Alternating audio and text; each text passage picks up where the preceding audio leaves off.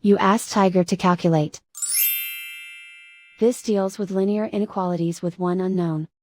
The final result is x equal or smaller than 4. Let's solve it step by step. Group all constants on the right side of the inequality. Add 5 to both sides.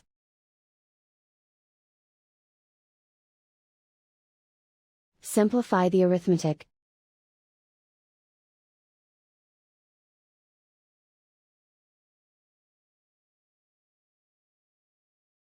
Isolate the x. Divide both sides by 4.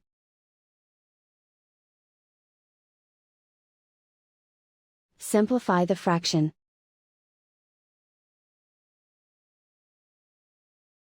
Find the greatest common factor of the numerator and denominator.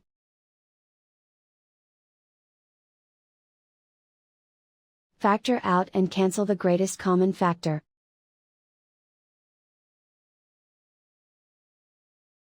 Plot the solution on a coordinate grid.